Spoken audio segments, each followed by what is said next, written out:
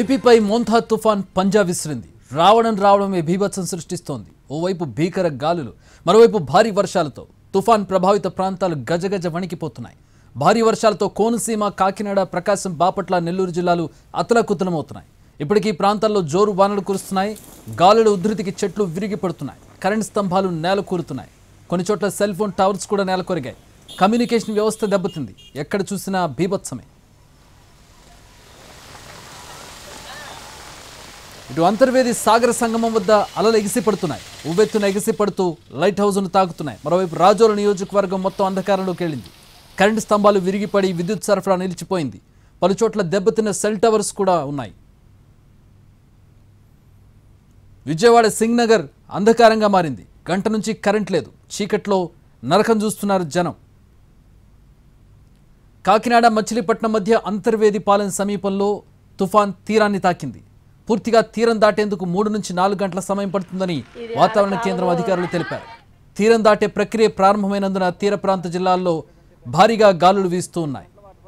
ఇదంతా కూడా తీరం వెంబడి కొనసాగుతుంది కాబట్టి దీని ప్రభావంతో ఇప్పటికే రేపు శ్రీకాకుళం, విజయనగరం, మన్యం, అల్లూరి, విశాఖ, అనకాపల్లి, ఏలూరు, కృష్ణా, ఎన్టీఆర్, గుంటూరు, బాపట్ల, పల్నాడు జిల్లాలో అక్కడక్కడ భారీ వర్షాలు కురిసే అవకాశం ఉందని ఏపీ విపత్తుల నిర్వహణ సంస్థ ఎండీ వి ప్రఖర్ జైన్ తెలిపారు. కాకినాడ, కోనసీమ, తూర్పు గోదావరి, పశ్చిమ గోదావరి, ప్రకాశం, నెల్లూరు, కర్నూలు, నంద్యాల, అనంతపురం జిల్లాల్లో అక్కడక్కడ మోస్తరు నుంచి భారీ వర్షాలు కురిసే అవకాశం ఉందని, ప్రజలు తగిన జాగ్రత్తలు తీసుకోవాలని సూచించారు. మొత్తంగా దక్షిణ కోస్తా, అలాగే ఇటు ప్రకాశం, నెల్లూరు, విజయవాడ, కృష్ణా, మొత్తంగా రాయలసీమతో కలిపి పూర్తి ప్రభావం చూపించబోతుంది. తెలంగాణ మీద కూడా ఈ ప్రభావం ఉండబోతోంది. మోంథాన్ తుఫాన్ తీరం దాటుతోంది. మరో 3-4 గంటల పాటు తీరం దాటే ప్రక్రియ ఉంటుంది. ఆ తర్వాత తుఫాన్ బలహీనపడుతుంది.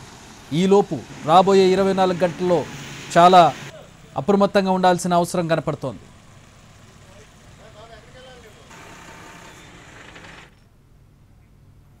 భారీ వర్షాలకు ఒంగోలులో వరద బీభత్సం సృష్టించింది. పట్టణం సమీపంలోని వాగులో కారు కొట్టుకుపోయింది. 18వ డివిజన్ భగీరథ కెమికల్ సమీపంలో ఈ ఘటన జరిగింది. వరద ఉధృతిని అంచనా వేయకుండా కారు డ్రైవర్ వస్తుండగా వాగులో కొట్టుకుపోయింది.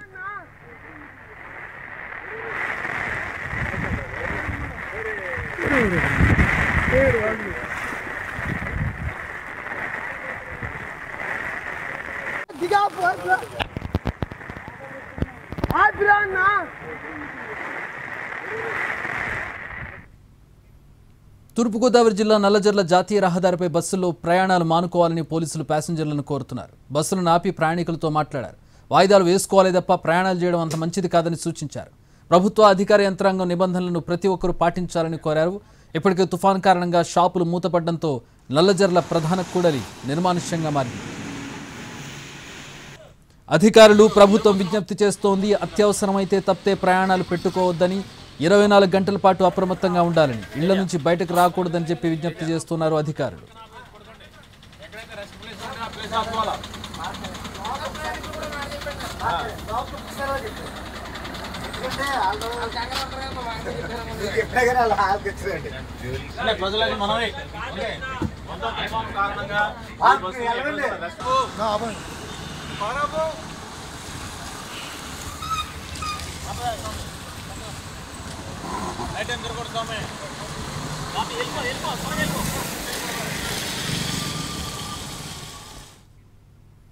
మోంథా తుఫాన్తో అనకాపల్లి జిల్లా అధికార యంత్రాంగం ముందస్తు చర్యలు చేపట్టింది. విశాఖపట్నం, విజయవాడ జాతీయ రహదారిపై విజయవాడ వైపు వెళ్లే వాహనాలను అనకాపల్లి వద్ద నిలిపివేస్తున్నారు.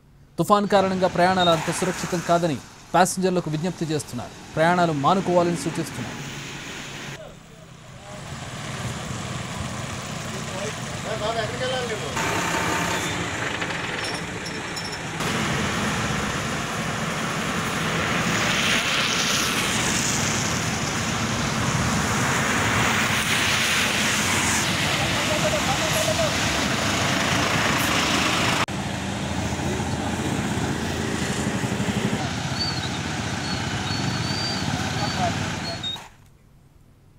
భారీ గాలులతో గుడివాడలోని ప్రధాన రహదారిలో చెట్లు నేలకూలాయి. ఫ్లైఓవర్ బ్రిడ్జ్, ప్రభుత్వ ఏరియా హాస్పిటల్, గుడివాడ ముదినేపల్లి ప్రధాన రహదారిలో వృక్షాలు నేలకొరిగాయి.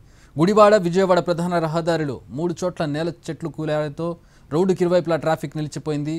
హుటాహుటిన ఘటనా స్థలానికి విపత్తు స్పందన అగ్నిమాపక శాఖ బృందాలు చేరుకున్నాయి. చిమ్మ చీకట్లో ఆధునిక యంత్ర సామాగ్రితో రోడ్లపై కూలిన చెట్లను విజయవంతంగా తొలగిస్తున్నాయి. ముదినేపల్లి ప్రధాన రహదారిలో కూలిన వృక్షాలను గుడివాడ రూరల్ పోలీసులు తొలగించారు.